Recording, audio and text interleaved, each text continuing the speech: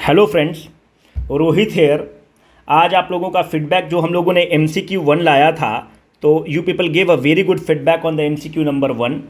अब हम लोग MCQ 2 लेकर आए हुए हैं और ट्रस्ट मी, आपको अगर कुछ भी सलाह देना होगा तो feel free to mail us on this, और कमेंट बॉक्स में भी आप लिखिए। एक चीज़ मैं आप लोगों को ये कहना चाहता हूँ कि देखिए, जो भी लोग प्रीलिम्स में फेल हो रहे हैं, मतलब आपने अगर पिछले बार दिया होगा, हम लोग अपने एक्सपीरियंस पर बता रहे हैं, यूपीएससी के एक्सपीरियंस पर, डिफरेंट स्टेजेस पे पहुंचने के एक्सपीरियंस पर आपको बता रहे हैं कि हम लोग जो क्वेश्चंस और जो टॉपिक आपको बता रहे हैं, जो टॉपिक लेकर डिस्कस कर रहे हैं, ट्रस्ट मी, डायरेक्ट क्वेश्चन नहीं आएगा ये मैं गारंटी नहीं कर सकता, but trust me on this कि इसी टॉपिक के इर्द गिर्द क्वेश्चन रिवॉल्व करेगा। इन टॉपिक्स को आप अच्छे से करिए, इन टॉपिक्स को हम अच्छे से एक्सप्लेन करने की भी कोशिश करेंगे। Do it very religiously, you will nail this examination, मैं पीटी की गारंटी लेता हूं। दूसरी बात, आप जो भी क्वेश्चंस पाएंगे, this all are the fresh questions which I have prepared, अपने से प्रिपेयर किया हूं, और not you will not find even a single copy paste from this बाजार वाला मटेरियल विच इज अवेलेबल। देखिए, इट इज नॉट अबाउट कि आप कोई बोलेगा कि 35 हम टेस्ट पेपर लगा चुके हैं फिर भी उसका प्रीलिम्स नहीं हो रहा होगा। कोई आप एस्पिरेंट को देखे होंगे कि 10 ही सेट लगाया है पर उसका हमेशा पीटी होता है। It is not about the quantity, it is all about the quality of the paper which you are attempting. उस पेपर से किस क्वालिटी का पेपर आप अटेम्प्ट कर रहे हैं, उससे कितना सीख रहे हैं, दैट इज वेरी इंपॉर्टेंट। अगर क्वालिटी पेपर नहीं है, trust me, you will not excel in this examination, इसमें नहीं निकलेगा आपका। आप 1000 क्वेश्चन बना लीजिए एंड बी प्रिपेयर्ड। इस पर 6 लाख लोगों ने फॉर्म भरा है। बी प्रिपेयर्ड, आपका सारा अच्छे एस्पिरेंट कंपटीशन होने वाला है। Be prepared for the tough questions. एक लेवल, थोड़ा सा क्वेश्चन जो हम लोग बनाएंगे एक लेवल हाई का रहेगा, पर चीजें आपको उसी के इर्द गिर्द रिवॉल्व करेंगी। Let us start. So level of question will be +1 BPSC के लेवल से ऊपर रहेगा, ठीक है। All are the fresh questions एकदम। देखिए, ये क्वेश्चन आप मुझे कोई भी ट्रेडिशनल बुक में दिखा दीजिए, आप नहीं दिखा सकते हैं मुझे कोई भी ट्रेडिशनल या आपका जो टेस्ट पेपर मार्केट में नहीं दिखला। ये these are the questions which have been framed for the BPSC. BPSC इसी तरह का क्वेश्चन फ्रेम करता है और आपको लगता है पता नहीं कहां से पूछ दिया। क्वेश्चन देखिए, with this I am seeking the foundation of the British empire, Gandhi ji said this in which movement of the India. देखिए, इसका करेक्ट अगर आंसर आप मुझसे पूछेंगे तो ये आंसर है दांडी मार्च। दांडी मार्च के समय गांधी जी एक मुट्ठी सॉल्ट को उठाते हैं, और जब एक मुट्ठी सॉल्ट को उठाते हैं और तब गांधी जी बोलते हैं कि इस एक मुट्ठी सॉल्ट से आज मैं जो ब्रिटिश हुकूमत है, ब्रिटानिया हुकूमत है, उसके नींव को मैं हिला दे रहा हूं, because this was a direct challenge to the authority of the British Empire. Hence he said this statement, right. अब देखिए, जो दांडी मार्च है, आप बीपीएससी में पहले क्वेश्चन देखेंगे तो बीपीएससी इससे पूछ चुका है कि कितना दिन तक दांडी मार्च चला। तो दांडी मार्च जो है वो 12 मार्च से 6 अप्रैल तक गांधी जी द्वारा चलता है। कितना दिन हुआ? 24 दिन चलता है। 24 डे के लिए दांडी मार्च होता है। स्टार्ट कहां से होता है? साबरमती से दांडी चलते हैं। कितना किलोमीटर डिस्टेंस ट्रेवल करते हैं? 385 किलोमीटर। कोई कोई किताब 384 भी लिखता है, जैसे हिंदू का भी आर्टिकल पढ़ रहा था उसमें 384 किलोमीटर लिखता है, पर वो हमारे लिए इंपॉर्टेंट नहीं है। दूसरी बात, ये जो दांडी मार्च है, इसमें अंग्रेज का द्वारा जो सॉल्ट टैक्स लगता था, अगर बीपीएससी पूछते कि सॉल्ट टैक्स किस कानून के तहत लगता था, तो सॉल्ट टैक्स 1883 कानून के तहत लगता था। सॉल्ट पर, नमक पर टैक्स लगता था। गांधी जी उसी सॉल्ट टैक्स को तोड़ते हैं। अब प्रश्न ये उठता है कि we have so much of the information about the Dandi march, now let us explore more. थोड़ा सा और देखते हैं। दांडी मार्च के समय एक बहुत बड़े जर्नलिस्ट हुए, उनका नाम है वेब मिलर। अगर आप नाम सुने होंगे तो ठीक है। वेब मिलर जो है, it was the first time when the Webb Miller projected the India as a struggle for the freedom to the outside world. And Webb Miller जो है, ये अमेरिकन जर्नलिस्ट हैं और ये वार जर्नलिस्ट हैं। जहां भी वार, जैसे अभी भी बहुत आपने देखा होगा कि जो वार होता है, जैसे यूक्रेन में वार चल रहा है, तो कुछ जर्नलिस्ट फोटोग्राफी के लिए जाते हैं क्योंकि वो वार जर्नलिस्ट है, वार में प्लाइट लोगों का देखते हैं। तो web Miller was a war journalist and he was the first person who showed to the world the India's freedom struggle in the correct right, in the right perspective. तो web Miller जो हैं Dandi march को cover करते हैं, धरसाना सत्याग्रह को भी cover करते हैं दांडी मार्च, ठीक है। वेब मिलर का स्टेटमेंट अगर आप देखें जर्नलिज्म का, तो वो पाते हैं कि गांधी जी कितने लोग से स्टार्ट करते हैं? 78 लोग से स्टार्ट करते हैं गांधी जी। जब गांधी जी चलते हैं तो ये जो 78, गांधी जी का ये निर्देश था कि सब कोई खाकी पहनेंगे। उजला रंग का सब कोई खाकी पहने हुए थे। जब गांधी जी चलते हैं तो एक अंग्रेजी में एक वर्ड है sea of people, sea of people हो जाता है। 78 लोग से स्टार्ट करते हैं, लोगों का हुजूम आ जाता है। Webb Miller describes this as a white sea of people, और ये कहते हैं white flowing river. Sorry, Webb Miller का ये स्टेटमेंट है, या अगर आपसे पूछ दे कि कौन कहता है दांडी मार्च को कि it was just like a white flowing river, लोग सफेद कपड़ा पहन के लग रहा था कि तैर रहे हैं, इतनी भीड़ थी दांडी मार्च में। सो दांडी मार्च मतलब जो है ना, it give the ideological break, हम लोगों को आइडियोलॉजिकल ब्रेक देता है दांडी मार्च। तो this is all about the Dandi march, इसके बारे में और तो हम लोग मॉडर्न हिस्ट्री में पढ़ेंगे इसके बारे में। तो this is all about the Dandi March, web Miller वाला था, मैंने आपको बता ही दिया। 24 दिन के लिए हुआ है ये हमने बताया ना, हाँ ठीक है। Now let us move to the next question. This is beauty, this question is beautiful. जो भी अगर इस क्वेश्चन को देखकर अगर अटेम्प्ट ले लिया और सही कर दिया तो he is not a BPSC material, you contact me and then you are a UPSC material. जो भी होगा मैं आपको गाइड करूंगा यूपीएससी के लिए, you are a UPSC material. Which of the following fundamental duty extends to both the citizen and the foreigners? इसका correct answer है ई। मैं इस क्वेश्चन को फ्रेम करके आपका टाइम पास नहीं कर रहा, मैं आपको बस ये बताना चाहता हूं कि इस क्वेश्चन के थ्रू ये बताना चाहता हूं कि fundamental duty extends only to the citizen, it does not extend to the foreigners. देखिए, there is fundamental right, fundamental right, कुछ जो राइट है it extends to the citizen, it extends to the foreigner, दोनों को extend करता है। जैसे article 21 अगर आप देखें 15, 16, 19, 29 और 30, ये 4 आर्टिकल को छोड़ के सारे फंडामेंटल राइट विदेशियों को भी है। पर fundamental duty is not about the विदेशीज, it is only for the Indians, it is only for the citizens. केवल सिटीजन को फंडामेंटल ड्यूटी करने का अधिकार है। तो इसका करेक्ट आंसर ई हो गया। अगर मतलब मैं इस प्रश्न के थ्रू आपको यह बताना चाहता था कि it is only for the citizens. अब देखिए थोड़ा सा फंडामेंटल ड्यूटी को हम लोग डेल्व करते हैं। If you talk about the fundamental duty, no, fundamental duty हम लोग किस संविधान से लेते हैं? यूएसएसआर से लेते हैं। It extends only to the Indians. अभी सिटीजन्स, फंडामेंटल ड्यूटी कितने, fundamental duty is in which part of the constitution? It is in the part 4A of the constitution. It was not the original part of the constitution, original constitution ये हमारा नहीं था। अगर आपको पता हो तो 42वां कॉन्स्टिट्यूशनल अमेंडमेंट एक्ट आता है इमरजेंसी के समय, जो मिनी कॉन्स्टिट्यूशन भी हम लोग कहते हैं। 42nd कॉन्स्टिट्यूशनल अमेंडमेंट एक्ट इसको इनकॉर्पोरेट करता है। टोटल फंडामेंटल ड्यूटी, अच्छा part 4A of the constitution है, और अगर आर्टिकल वाइज पूछे तो 51A में है, और टोटल कितने फंडामेंटल ड्यूटी हैं? 11 फंडामेंटल ड्यूटी हैं।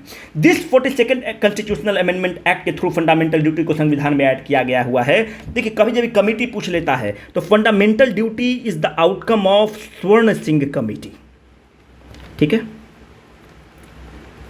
स्वर्ण सिंह कमेटी का आउटकम है, वही रिकमेंड करता है कि फंडामेंटल ड्यूटी ये रखिए।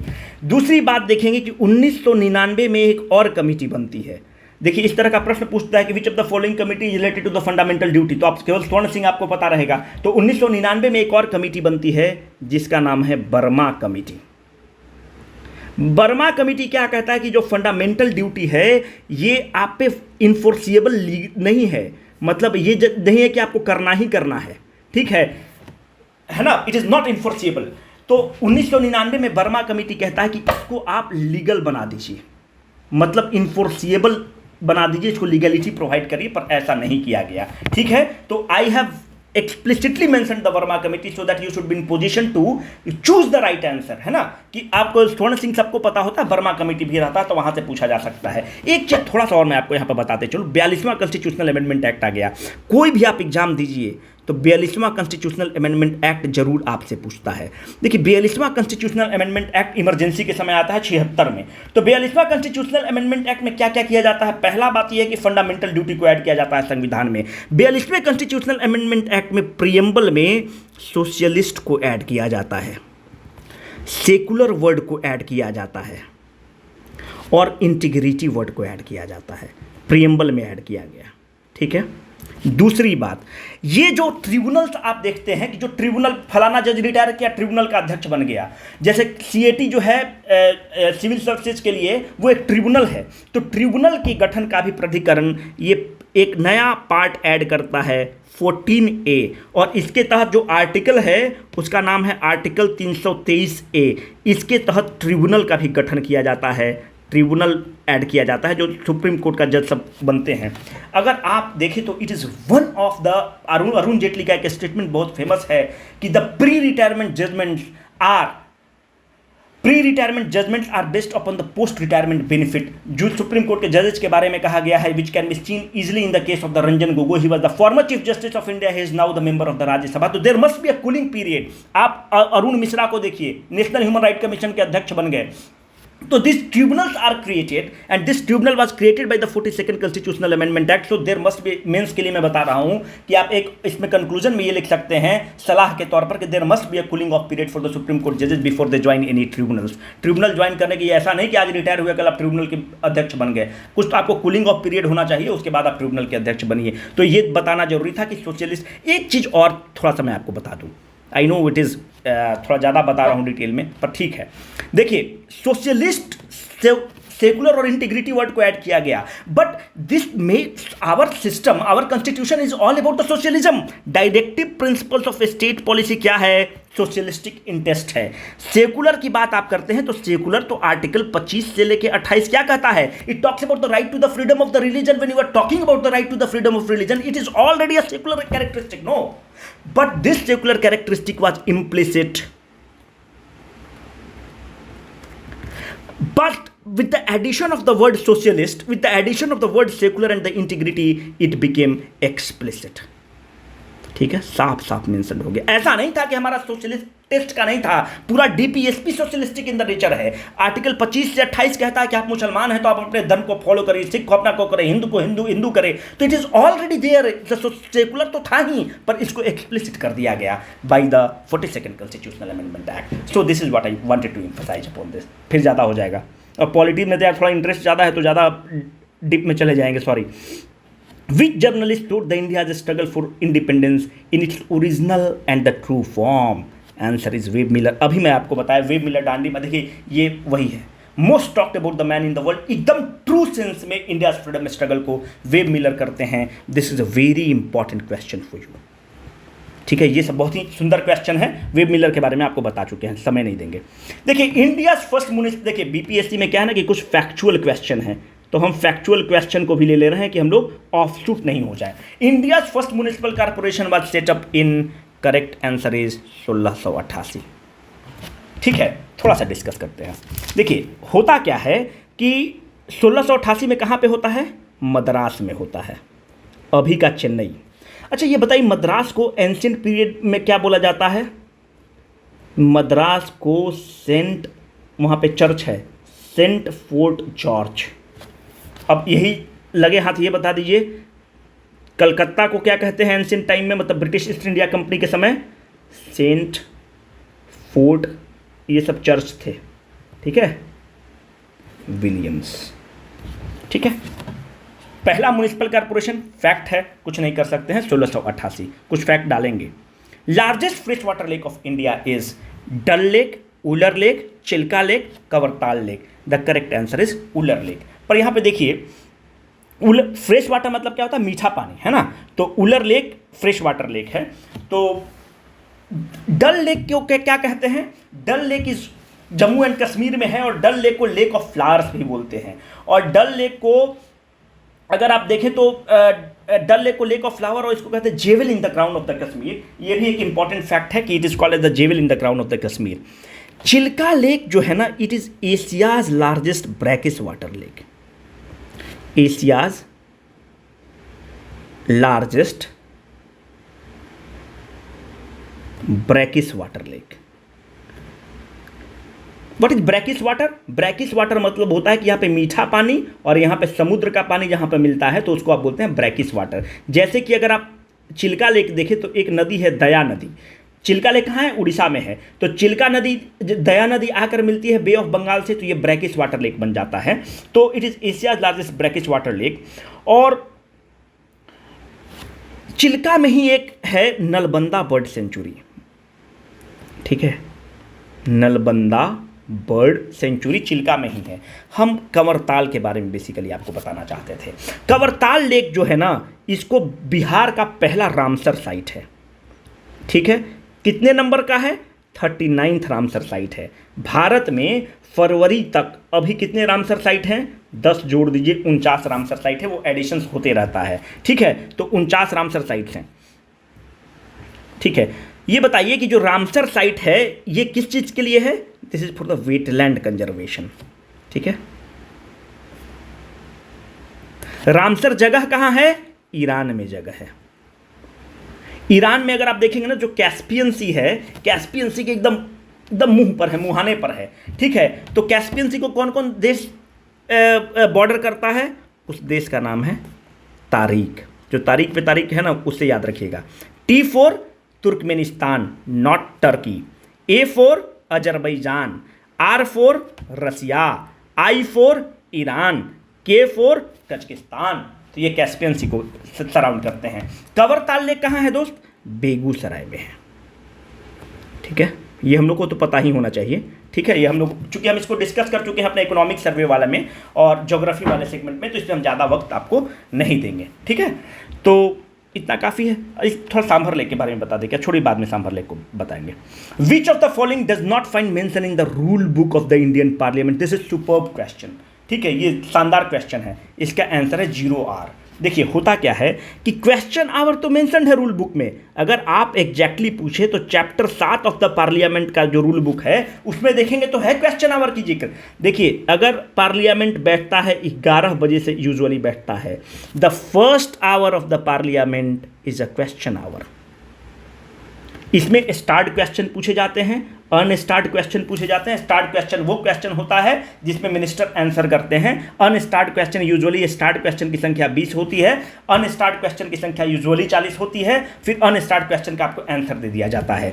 11 से 12 बजे के बाद आप देखेंगे तो 12 बजे क्या होता है? AM होता है कि PM होता है, किसी को पता नहीं चलता है दोस्त।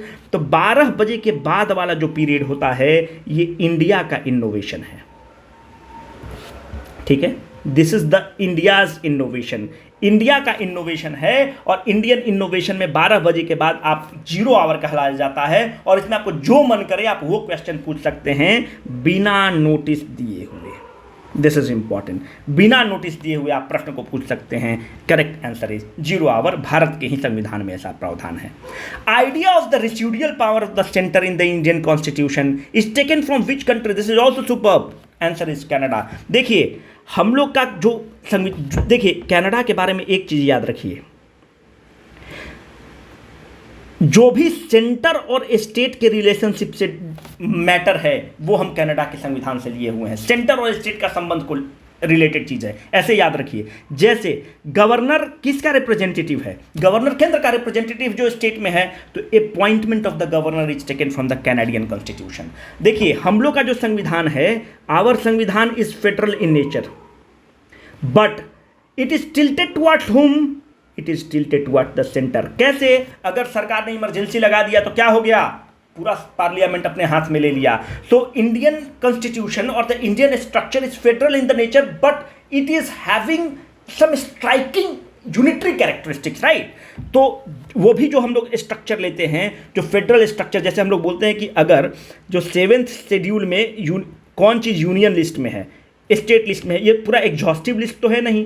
जब एग्जॉस्टिव लिस्ट नहीं है तो जो बचा हुआ चीज़ आएगा, कहा जाता है कि उसको केंद्र डील करेगा, सेंटर डील करेगा। ये भी कहाँ से लिया गया है? कैनेडियन कॉन्स्टिट्यूशन से लिया गया है। अपॉइंटमेंट ऑफ गवर्नर वहाँ से लिया गया है। It is tilted toward centre, Canadian constitution से लिया गया है।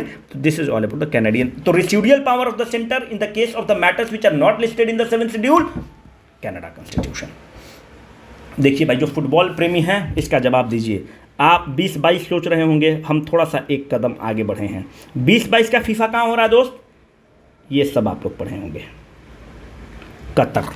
फीफा 2026 कहाँ हो रहा है? करेक्ट आंसर ई है। मतलब 26 पूछे हैं, मतलब फीफा हर 4 साल बाद होता है, पहली बात। दूसरा, कौन कौन मिल के कर रहा है? USA, मैक्सिको और कनाडा, तीनों मिल के कर रहे हैं फीफा 2026 को। साथ ही साथ बताइए कि फीफा का हेड क्वार्टर कहाँ है? फीफा का हेड क्वार्टर आप हमें कमेंट बॉक्स में बताइएगा। अगर कमेंट बॉक्स में नहीं बताइएगा तो आप डंडी मार रहे हैं मेरे साथ, तो हम भी इतना एक्सप्लेन नहीं करेंगे। हम भी जितना जो सब चैनल पे पढ़ाता है ABCD ये करके हमको भी आता है निकलने, हम निकल जाएंगे। सब कोई जो भी वीडियो देखिए कमेंट बॉक्स में बताइए कि हमें भी फील है कि यू आर गेटिंग इन्वॉल्व। अच्छा, फीफा 2026 में इसके अध्यक्ष कौन है, मतलब who is the chairman? Gianni Infantino, ठीक है, गियानी, ये इसके फीफा के प्रेसिडेंट हैं। पहली बार फीफा कब होता है? पहली बार फीफा 1930 में होता है। कौन देश जीतता है? उरुग्वे जीतता है। सबसे ज़्यादा कौन देश जीता है? ब्राज़ील जीता है। कितना बार ब्राज़ील जीता है? 5 बार फीफा को जीता है। सबसे ज़्यादा गोल्डन बूट अवार्ड किसको मिला है? लियोनेल मेसी को मिला है। कितनी बार मिला है?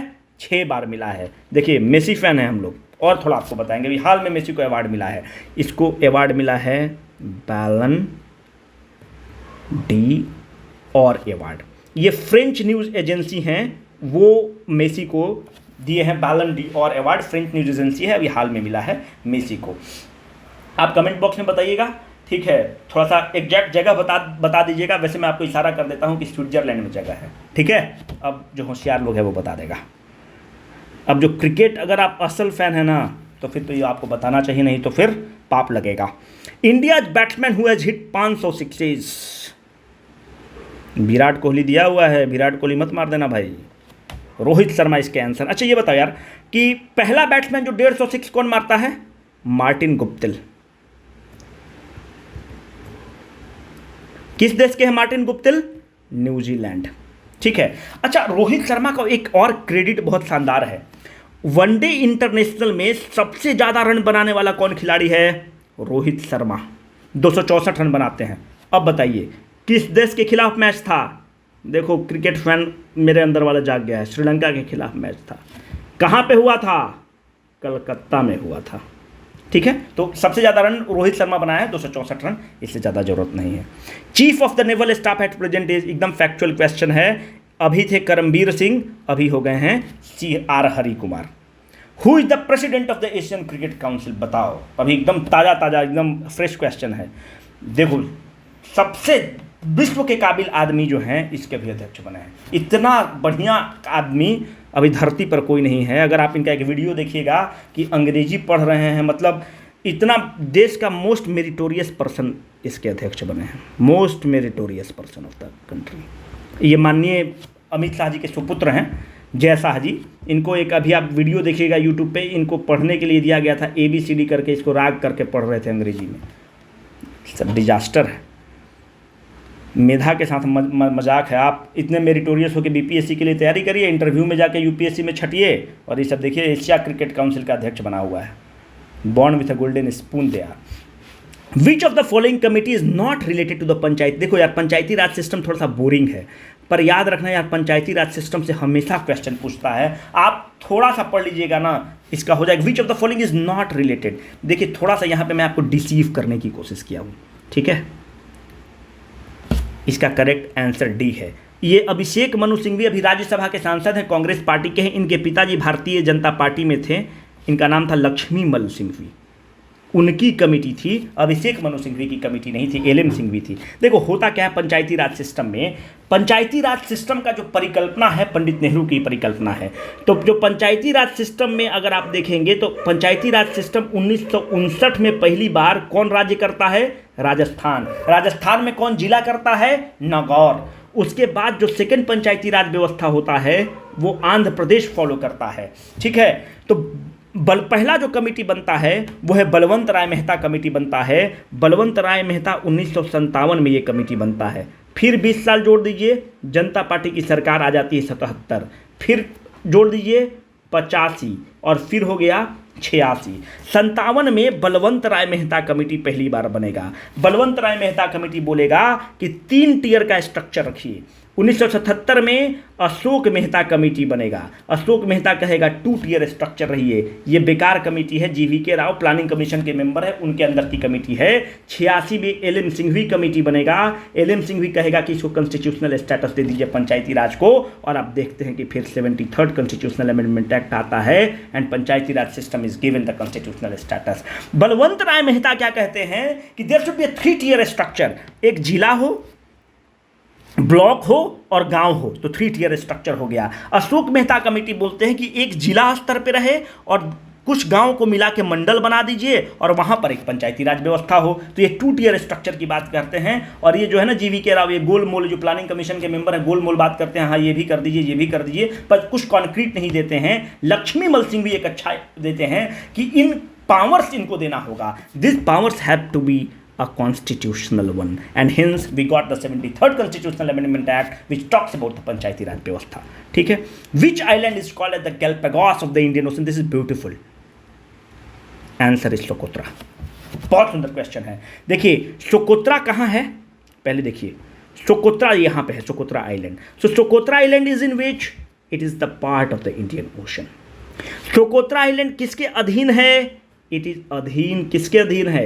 यमन के अधीन है। यमन का भी युद्ध चल रहा था।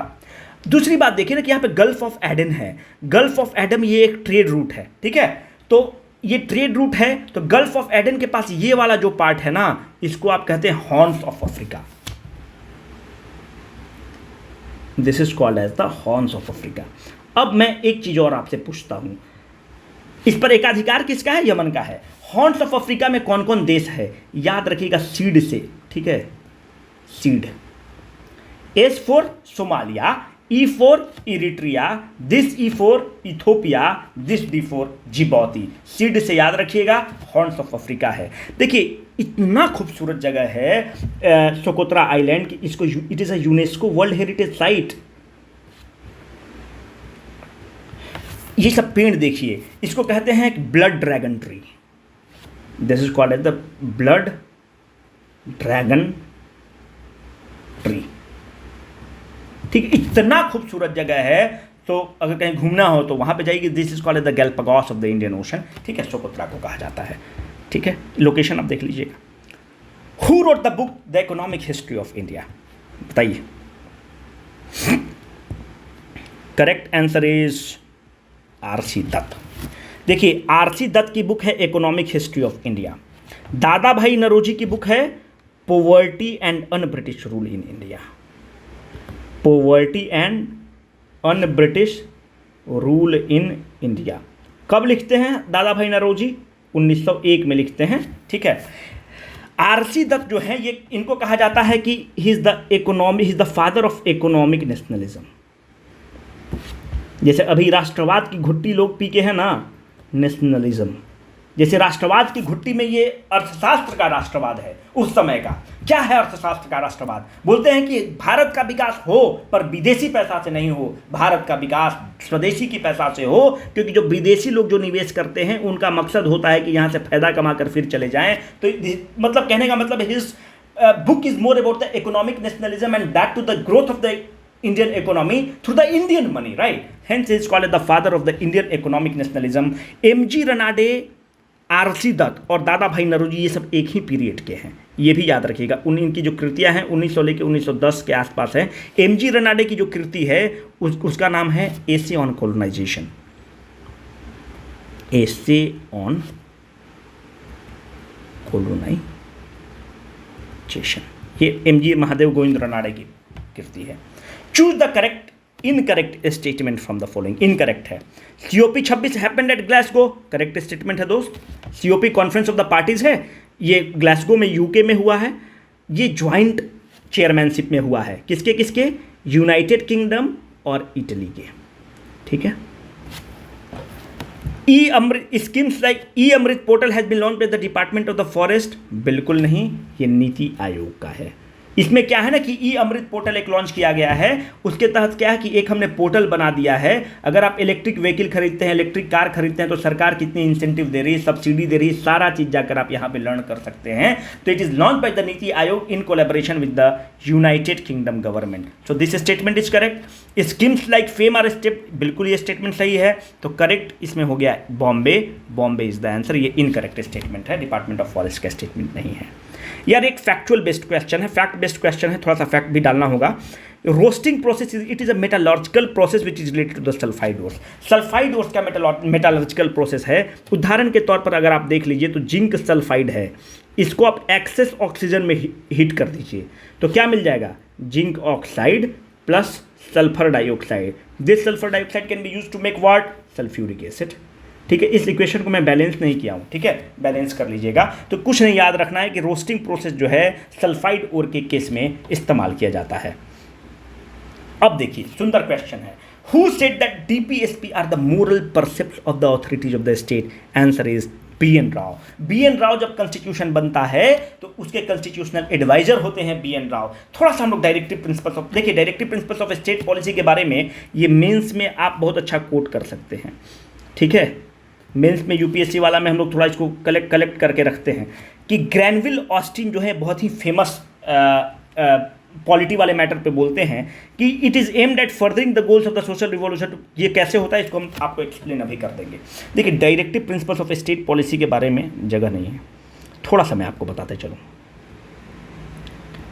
डायरेक्टिव प्रिंसिपल जो राज्य के नीति निर्देशक तत्व हैं, directive principles of state policy किस पार्ट ऑफ द कॉन्स्टिट्यूशन में है? It is part 4 of the constitution. Directive principles of state policy जो है ये कहाँ से लिया गया है? आयरिश कॉन्स्टिट्यूशन से लिया गया है। Directive principles of the state policy is a positive obligation of the state where the fundamental right is a negative obligation of the state. What do mean by this? It is a positive obligation of the state.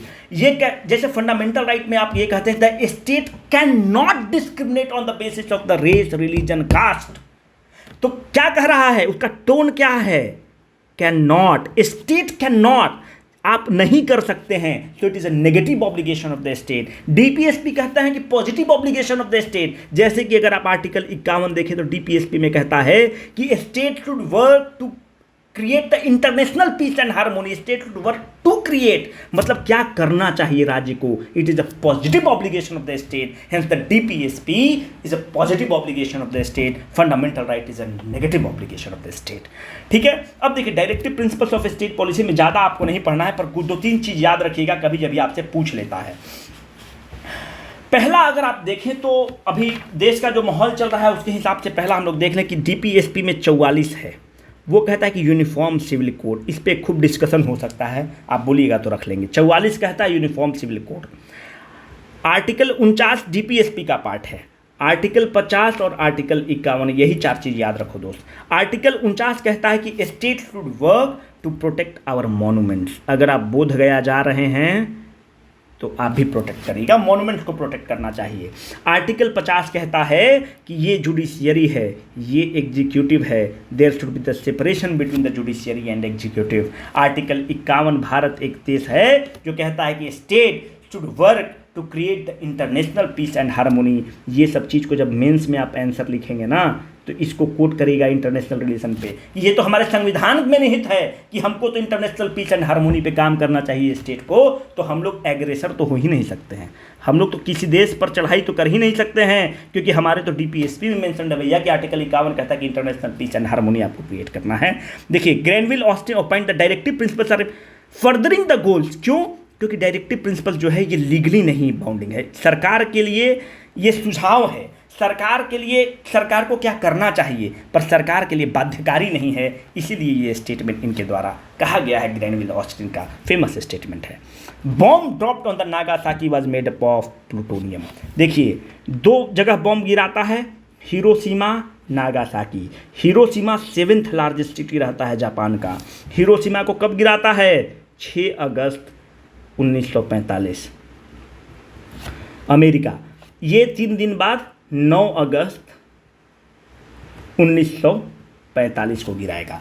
जो Hiroshima पे बम गिरता है वो uranium 235 का enrichment रहता है और ये प्लूटोनियम 239 का इनरिचमेंट रहता है। अब एक कदम और आगे बढ़ते हैं। उस समय जब बम गिरा तो कौन उस समय प्रेसिडेंट थे? बहुत लोग रूजवेल्ट मार देगा, नहीं थे। रूजवेल्ट तो अप्रैल में इनको पैरालिसिस वगैरह अटैक होता है, ये हट जाते हैं, और जो वाइस प्रेसिडेंट रहते हैं ट्रूमैन,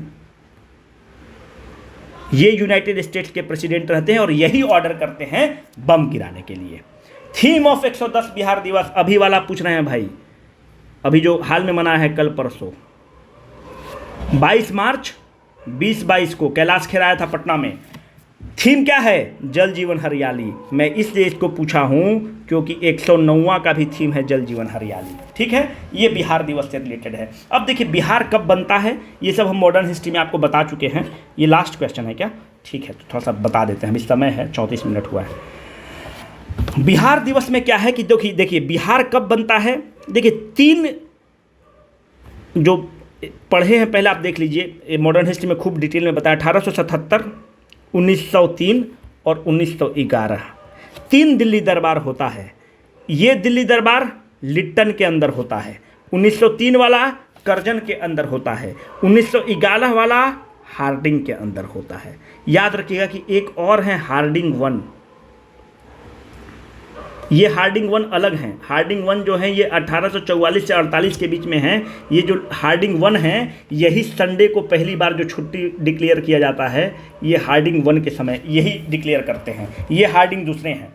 तो 1911 वाला जो दिल्ली दरबार होता है ये दिसंबर 12, 1911 को ये नोटिफाई कर, तौफीक जी जो हैं अपने टेलीग्राम ग्रुप में, उनका क्वेश्चन था कि दिसंबर 12, 1911 में ये नोटिफाई कर दिया जाता है दिल्ली दरबार में कि हम लोग कैपिटल को कैलकाटा से दिल्ली शिफ्ट कर रहे हैं। शिफ्टिंग कब होता है? 1912 में। This question is for you Taufiq. ठीक है, तो 1912 में शिफ्ट किया जाता है पर नोटिफाई कर दिया जाता है दिसंबर 12, 1911 को। इसी दिसंबर 12, 1911 को थर्ड दिल्ली दरबार में हार्डिंग कब तक रहते हैं गवर्नर जनरल? 1916 या 14 तक रहते हैं, इसको क्रॉस चेक कर लीजिए, 16 तक रहते हैं। तो जब बिहार इसी दिसंबर 12, 1911 को ये डिसाइड किया जाता है कि बंगाल ये था, बंगाल से एक पार्ट टूटेगा जिसका नाम रहेगा बिहार प्लस उड़ीसा प्रोविंस, जिसका कैपिटल पटना में रहेगा। और कब नोटिफाई उस समय होता है? 22 मार्च 1912 को फाइनल इंप्लीमेंट कर दिया जाता है। तो Bihar came on 22 March 1912। Formation of the Bihar का रहा है जब बिहार और उड़ीसा साथ में एक प्रोविंस के रूप में आता है जिसका राजधानी पटना रहता है। 22 मार्च को हम लोग बिहार दिवस के रूप में मनाते हैं। ठीक है, तो उस समय अगर प्रश्न आपसे ये पूछते कि who was the governor general when the Bihar came into the existence, the answer is Hardinge, क्योंकि थर्ड दिल्ली दरबार के समय होता है। तो थोड़ा वीडियो को शॉर्ट रखना है दोस्त। बाकी आप कमेंट करके ज़रूर बताइएगा कि क्वेश्चंस कैसा है। टेलीग्राम ग्रुप में भी आप कमेंट कर सकते हैं और जैसा आप सलाह देंगे उसको हम लोग मॉडिफाई करेंगे। मुझे ऐसा लगता है कि मैं ज़्यादा एक्सप्लेन कर रहा हूँ, मुझे थोड़ा कम रखना चाहिए, पर ठीक है, आप थोड़ा फीडबैक दे दीजिएगा तो उसी के हिसाब से इसको हम लोग कस्टमाइज़ कर देंगे। Thank you very much.